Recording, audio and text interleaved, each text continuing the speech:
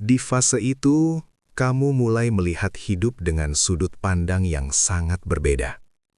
Hal-hal yang dulu membuatmu gelisah, kini terasa kecil. Persaingan, pengkhianatan, ambisi yang membara, semuanya seperti bayangan yang pernah lewat, tetapi tidak lagi memiliki kuasa atas jiwamu. Kamu tidak kehilangan semangat, hanya saja semangatmu berubah arah. Bukan lagi untuk membuktikan diri, melainkan untuk memahami makna. Kenaikan spiritual di usia tua seringkali sunyi. Tidak ada tepuk tangan, tidak ada perayaan besar. Yang ada hanyalah percakapan batin yang semakin jernih. Kamu mulai peka terhadap bisikan intuisi. Kamu tahu kapan harus diam, kapan harus berbicara, dan kapan harus melepaskan. Kedewasaan ini membuat auramu stabil. Orang-orang merasakan rasa aman di dekatmu, seperti menemukan tempat berteduh setelah badai panjang. Sebagian orang mungkin terobsesi karena mereka melihat ketenangan yang tidak mereka miliki. Mereka melihat kekuatan tanpa kemarahan, wibawa tanpa paksaan, dan kasih tanpa syarat. Mereka ingin dekat, ingin belajar, bahkan ingin memiliki sebagian dari energi itu. Namun, kamu memahami bahwa setiap jiwa memiliki jalannya sendiri. Kamu tidak memaksa siapapun mengikuti langkahmu. Semakin tinggi spiritualitasmu, semakin sederhana hidupmu. Kamu menikmati hal-hal kecil, cahaya pagi, suara angin, senyum cucu, doa yang lirih di malam hari. Di sanalah letak kekuatanmu, pada kesadaran penuh bahwa hidup adalah perjalanan pulang. Dan ketika usia terus bertambah, kamu tidak takut, karena kamu tahu kenaikan spiritual bukan tentang bertahan di dunia, tetapi tentang kesiapan untuk melangkah ke dimensi yang lebih abadi, dengan hati yang telah selesai berdamai. Pada titik itu, kamu tidak lagi memohon umur panjang, tetapi memohon akhir yang baik. Bukan karena menyerah, melainkan kamu telah memahami bahwa hidup bukan soal berapa lama bertahan, tetapi seberapa dalam kamu sadar. Kesadaran itulah yang membuat langkahmu ringan, meski tubuh mulai melemah. Jiwa yang naik di usia tua memiliki satu keistimewaan. Ia tidak lagi haus pembuktian. Kamu tidak perlu memperlihatkan kesalehanmu, tidak perlu mengumumkan kedalaman batinmu. Semua mengalir alami. Orang yang peka akan merasakan. Orang yang belum siap mungkin akan mengira kamu biasa saja. Dan itu tidak masalah bagimu. Menariknya, semakin kamu tidak ingin diikuti, semakin banyak yang ingin mendekat. Ada yang ingin menjadikanmu tempat bertanya. Ada yang menggantungkan keputusan hidupnya padamu. Bahkan ada yang merasa tidak tenang jika tidak mendapat nasihatmu. Disitulah ujian halus datang. Tetap rendah hati di tengah pengaruh yang semakin luas. Kamu belajar menjaga jarak yang sehat. Kamu membantu tanpa mengikat. Kamu membimbing tanpa menguasai. Kamu mencintai tanpa mengiliki. Karena kamu tahu, keterikatan yang berlebihan bisa menghambat pertumbuhan jiwa, baik jiwamu maupun jiwa mereka. Di usia senja, kamu seperti pohon tua yang akarnya dalam dan batangnya kokoh. Tidak lagi tumbuh tinggi, tetapi semakin kuat menahan angin. Orang-orang berteduh di bawah rindangnya, namun pohon itu tidak pernah merasa berjasa. Ia hanya berdiri menjalankan kodratnya. Dan di dalam keheningan malam, saat dunia terlelap, kamu tersenyum pelan. Kamu tahu perjalananmu tidak sia-sia. Jiwa yang dulu ditempa oleh luka kini berdiri utuh, siap, tenang, dan bercahaya. Kini kamu lebih banyak berbicara dengan Tuhan daripada dengan dunia. Bukan karena dunia tidak penting, tetapi karena hatimu telah menemukan pusatnya. Doamu tidak lagi panjang dengan daftar permintaan. Ia menjadi singkat, dalam, dan penuh rasa syukur. Bahkan dalam diam pun kamu merasa didengar. Orang-orang mungkin melihatmu sebagai sosok yang kuat. Mereka tidak tahu berapa banyak malam yang pernah kamu lewati dengan air mata. Mereka tidak tahu berapa banyak kehilangan yang pernah mengosongkan dadamu. Tetapi justru karena pernah kosong, kini hatimu lapang, dan kelapangan itu terasa oleh siapapun yang berada di dekatmu.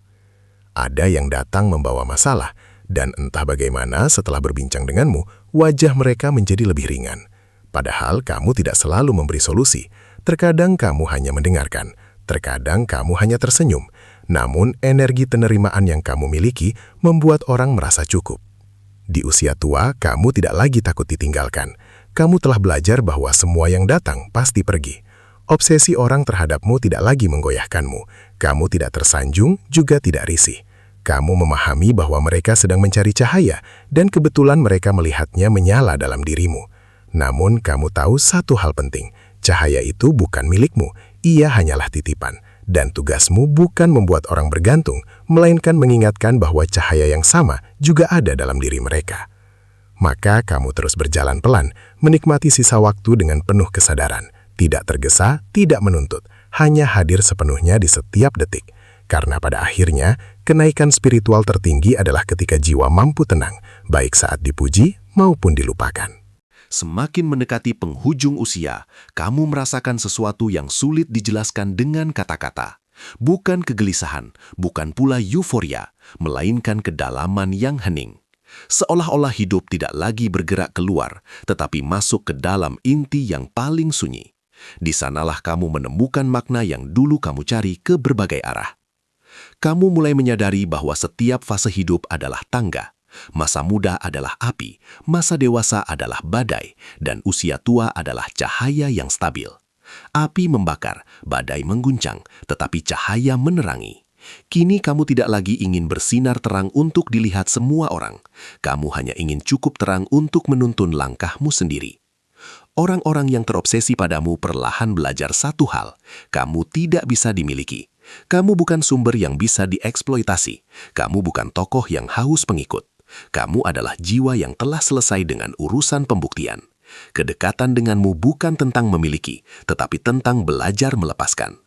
Dalam kesendirianmu, kamu merasa utuh, tidak sepi karena hatimu penuh, tidak takut karena keyakinanmu matang.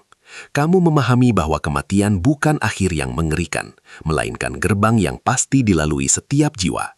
Dan kesiapanmu bukan karena merasa suci, tetapi karena telah berdamai dengan segala kekurangan. Akhirnya, kamu mengerti bahwa menjadi jiwa terpilih bukan berarti bebas dari ujian. Justru ujian itulah yang membentuk kedalamanmu. Dan di usia tua ini, kamu berdiri bukan sebagai sosok yang sempurna, tetapi sebagai jiwa yang sadar, tenang, rendah hati, dan siap kembali kepada sumber segala cahaya. Di tahap ini, hidup terasa seperti lingkaran yang hampir sempurna. Kamu mulai melihat pola yang dulu tidak kamu pahami. Pertemuan, perpisahan, keberhasilan, kegagalan, semuanya saling terhubung seperti benang-benang tak kasat mata yang ditenun rapi oleh tangan takdir. Tidak ada yang benar-benar kebetulan. Bahkan luka terdalam pun ternyata adalah pintu menuju kenaikan batin yang tidak pernah kamu bayangkan sebelumnya. Tubuhmu mungkin tidak lagi sekuat dulu, langkahmu melambat, penglihatanmu mungkin mulai kabur. Namun anehnya, justru penglihatan batinmu semakin tajam. Kamu bisa merasakan niat seseorang hanya dari getar suaranya. Kamu bisa menangkap kegelisahan orang lain meski mereka tersenyum. Kepekaan ini bukan sihir, bukan pula kelebihan yang harus dibanggakan. Ia lahir dari pengalaman panjang memahami rasa sakitmu sendiri. Karena kamu pernah hancur, kamu tahu cara memeluk yang terluka. Karena kamu pernah kehilangan arah, kamu tahu bagaimana rasanya berjalan dalam gelap. Maka ketika orang-orang datang dengan mata yang redup dan hati yang lelah, kamu tidak menghakimi, kamu mengerti. Sebagian dari mereka mulai terlalu bergantung.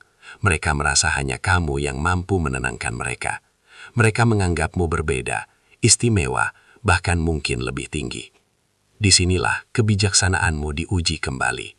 Kamu tidak menolak mereka dengan keras, tetapi juga tidak membiarkan mereka bersandar tanpa belajar berdiri. Kamu selalu mengingatkan dengan lembut bahwa kekuatan sejati ada dalam diri mereka sendiri. Kenaikan spiritual di usia tua bukan tentang menjadi guru besar atau tokoh yang disanjung. Ia lebih seperti menjadi cermin. Siapapun yang datang melihat dirinya sendiri di hadapanmu. Jika mereka membawa ketulusan, mereka menemukan kedamaian. Jika mereka membawa ego, mereka merasa tidak nyaman. Dan kamu tetap sama, tidak berubah oleh penilaian.